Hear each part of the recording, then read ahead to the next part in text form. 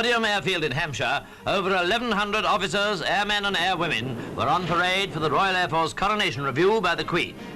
The Duke of Edinburgh accompanied Her Majesty, who was attended by Lord Dudley, Secretary of State for Air. This was the first royal review of the RAF since King George V's Silver Jubilee. Smartness on parade is something for which the youngest of the fighting services is justly famous. And on this great occasion, the turnout and the bearing of all concerned was clearly faultless. After the inspection, the march passed. This too was immaculate.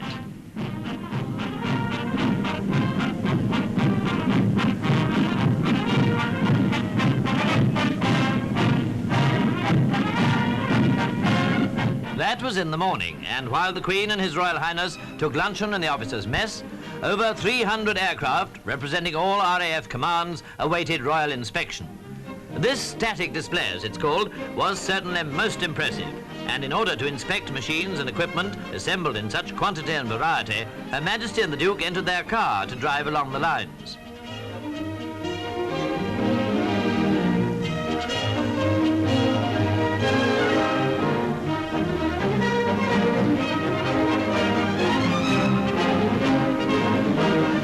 At many points, the Queen stopped to talk with officers in command of squadrons and to make a closer inspection of various aspects of this unique display.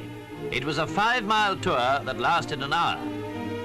Then they entered their car again to drive back to the saluting base.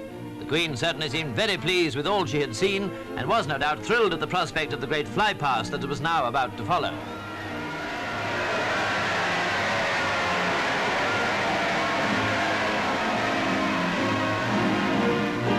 A Sycamore helicopter led this aerial parade, which was the biggest and most intricate in its organization that had ever been seen in Britain.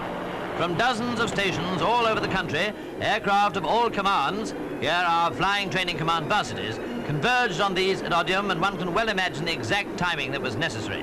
Now Valettas fly over the airfield. Lincolns of Bomber Command.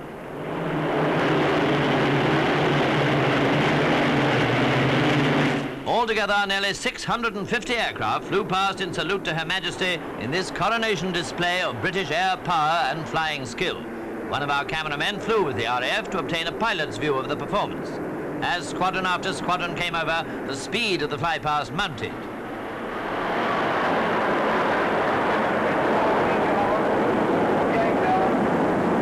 Meteors now, and these were followed by Canberra bombers.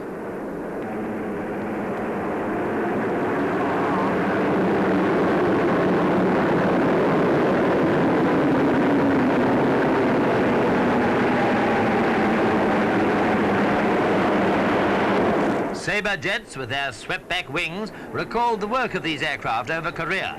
These are Sabres of the Royal Canadian Air Force. Then came Swifts, with which the RAF is about to be equipped.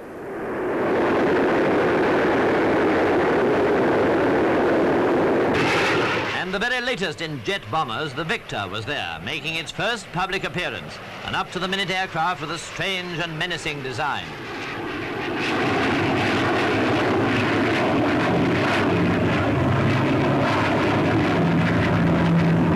Now the Vulcan, another of Britain's newest bombers.